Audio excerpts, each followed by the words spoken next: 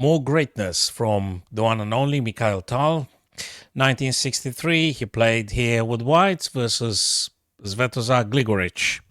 Apologies for mispronunciation. I'm not a Serbian national, so hoping that was closer the original sound.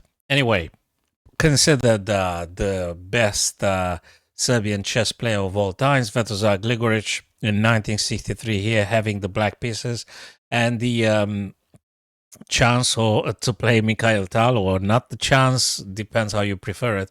Probably the chance celebration in itself, playing this eternal character of chess. The magician from Riga now. E4. Let's have a look at this. C5 Sicilian, of course. Knight f3 and d6. And what could be more better than to go right with the strike in the center? d4 now. Black takes back and knight recovers. Knight f6. You guys are very much familiar with the theoretical moves. So knight off with a6 here. Bishop to g5, developing, and a bit of pressure on that knight. e6, denying any knight d5 incursion. If there is any intent there, no longer playable. But also the black knight is in a pin. f4, expanding kingside, grabbing more space. Bishop e7, breaking the pin. Queen to f3. I've noticed that Tal loved having the pieces developed in this fashion. Bishop to g5, queen to f3. Queen to c7. So black developed queen to c7, one of those squares you want to place your queen. Even more if white plans to do castle long, because that's where the king is. Queen is on the c. If they castle long and you put a queen here, you never know. Maybe you're going to castle short at some point, getting yourself a rook, exerting pressure on the c file. Of course. Castle long. So now Tal is ready to launch the tactical attack upon its opponent. Knight b8 to d7, further developing. g4 being played now, further expansion on the king side, so to speak, threatening in case black wants to do castle short. They have to pay attention to this pawns moving forward. a6 and the knight off, not just that, does not allow knight or bishop to play on b5, but also supports b5, supports b4 in principle, and allows bishop to b7 to attacking along this diagonal. So that's another element we need to keep in mind. And everything is great here for both Mikhail Tal and Svetozar Gligoric. Not a problem. So Tal removes the knight on f6. Anyway, he didn't want to waste the tempi getting this bishop God knows where. So, like backwards and things. So he just played something that forced his opponent to react immediately. A knight takes back. g5 now. So he removed the bishop. He made the trade with tempo. The opponent took back. And now because the pawn had been already pushed to g4, he pushes further more to g5, attacking that particular knight. Of course, you can't go with the knight on h5. You go back with the knight where they were. But please notice how much white had developed its pawns on the king side. So it's a little bit of a concerning issue here for black. If they were to castle short, you really need to keep in mind that white really pushed those guys. And that's what happens, actually. In many Sicilians, you have the opposite side castling, and the A and B black pawns moving down towards your castle white king, and white pushes the G, the H, the F, going towards the black king. So that's something that happens. A3 being played by Mikhail Tal, reason being, again, multi-purpose. Every single move that's been done by the super players plays a multifunction. It's not just one single thing, it's many things at play. We can say in the first instance, a3 wants to slow down a little bit the advancement of the b pawn, right? Because if they were to pushing here, now we're going to capture. So a3 stops them.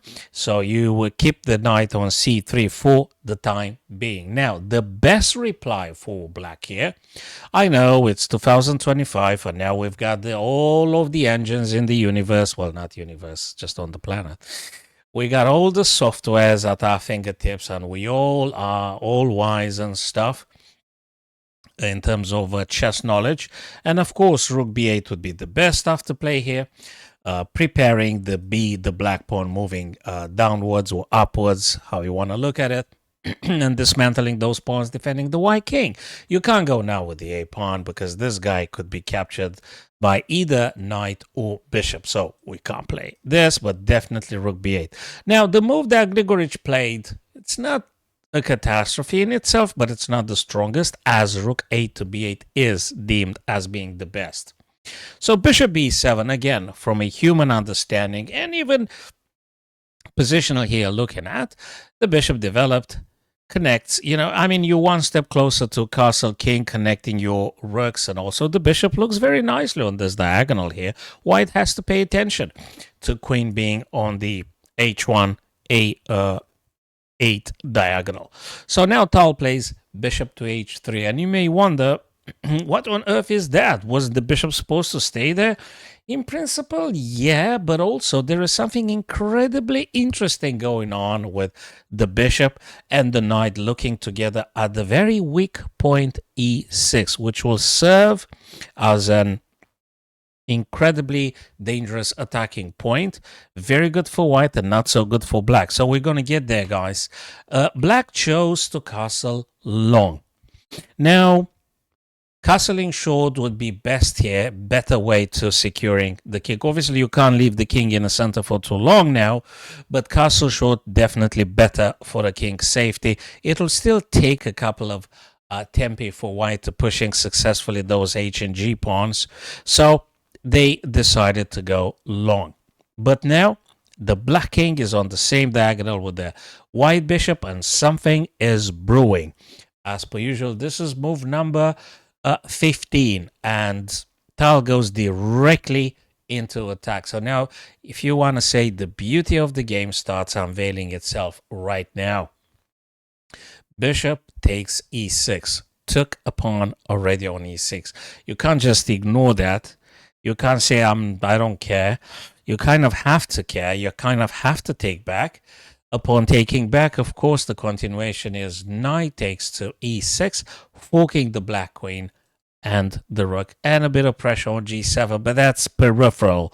That pawn don't matter. I just want to highlight all the possible squares the knight is looking at, but most importantly, the black queen is being hit and the rook. So you have to save the queen. Queen goes to c4. Together with the bishop, we may say there is a double attack on the e4, which is currently defended twice. But anyway, it's good to keep this one in mind. And most importantly, the queen attacks the knight. So queen goes from being attacked to being an attacker.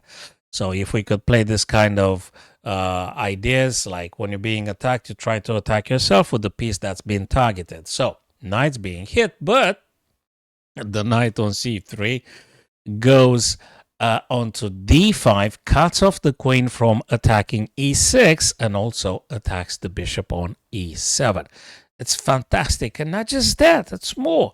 When you play the knight from c3 over to d5, it's not just that you stop the queen from taking on e6, but you're also making the c file available, perhaps for the rook going on the c where the black king is. There are some ideas here we have to keep in mind. So as you see already, there's a lot of stuff black has to be very careful with. So bishop removed immediately. It's just too much pressure. They gave up that very good defender they had, and white took back with the pawn, thus supporting this guy on an outpost. He doesn't even bother. White doesn't even bother taking the rook, because this knight just simply paralyzes a lot of squares here, and it's doing an incredibly good job here. So this knight is hyperactive, very aggressive, whereas the rook on d8 currently, it's pretty much idle. So Tal doesn't rush into capturing. So king goes away, probably amongst many other things. They dreamt about getting some rooks maybe over to the c file, and as we said in the beginning of this short video, looking at some doubling maybe and attacking on c2, all of that. Also moving the king away from the potential. Rook left d3, c3 is also beneficial, so to speak. b3 now, attacking the queen. Queen has to go. Notice they got to go away. And they got to go back to the c file. And that's not too many options for them. So they got to go right back on c8, because where else could you possibly go with that queen? Well, nowhere.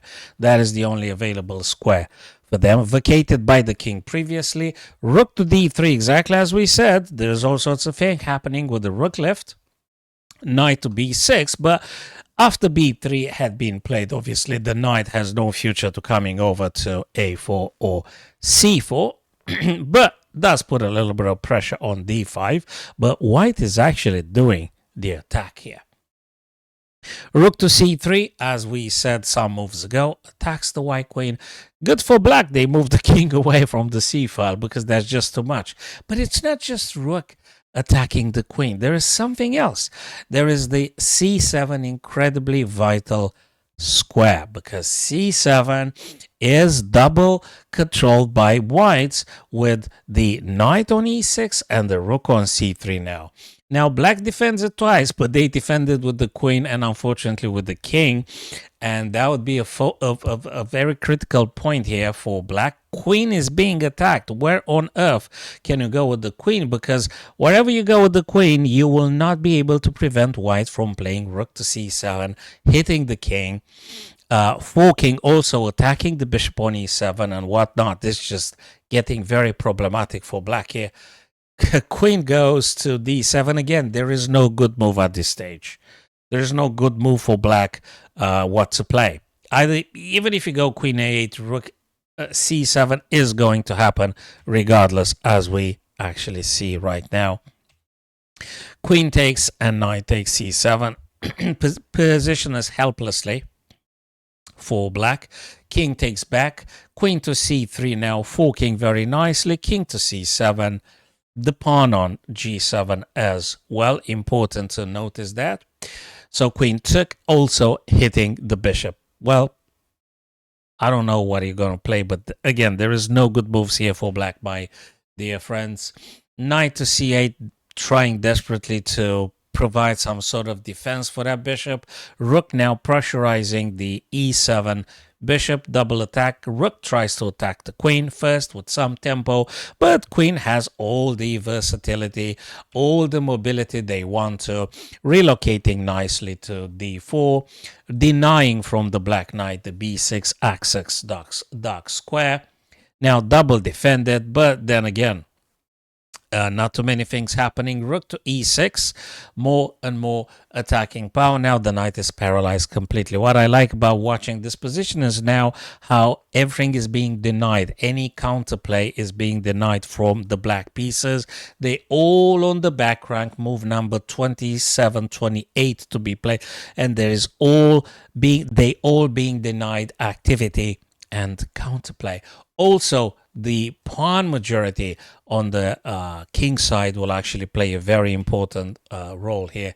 Rook to f8, it's not going to help. h4, trying to dismantle him, but hey, we're talking about g6 and then g7, forking the two black rooks. We're getting closer. We're nearing the end, my dear friends.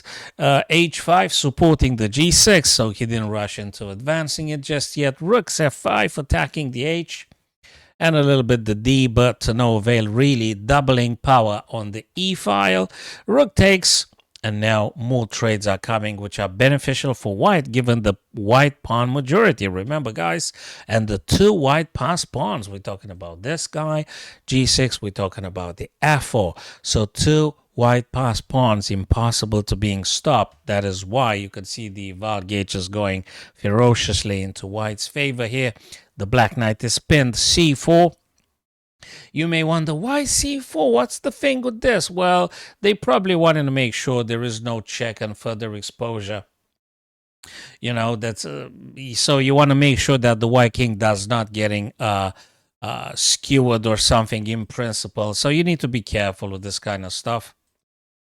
So c4 also dismantling a bit the b5, pressure here from the pawn, from the queen. If there is a check, you might be able to just play very nicely c2, so you don't need to worry about repositioning of your pieces. B takes c4. Now rook goes for the a3 pawn. They trying to, you would say there must be enough material, but then again, the problem for black is that white is having two passed pawns on the f and on the g. That is why you've got a huge material and positional advantage for white here. King to d, bishop checks, king goes away, attacking also the bishop, which is defended only by the rook, so you can't move the rook, so the bishop moved on a dark squares, trying to finding itself maybe an ideal outpost here, for instance, where you can attack the a3, or you keep an eye on this dark squares, you're protecting this pawn. They try, Gligoric tries to, but then again, f4 to f5, how are you going to be stopping those pawns? Rook grabs another pawn, and the c5 now being pushed forwards, takes, and now he cleared the way for the d file. So if we wonder why on earth would you give that guy, it's because this fella here is ready to marching down. Knight is being pinned. They can't take the pawn as of now. Rook checks, but it's like storming a cup. It's not gonna do nothing to stopping those guys. Check, moves, and here black simply resign at this stage.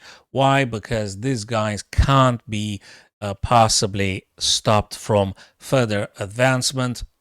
Also, this guy is going to be moving down the board now. So how do you stop this? Knight can't move. If you move the king, where do you move the king? And it's further checks coming everywhere from the queen. And I have no good moves, and probably you don't have good moves either for black. And neither Gligoric had found in this particular situation. So they just resigned here.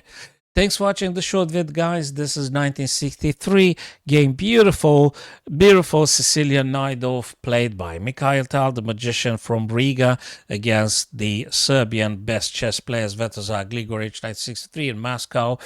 I hope you guys enjoyed it. Share the vid. And hopefully, guys, gonna seeing you for the next video together. More greatness from Mikhail Tal. Cheers, fellas.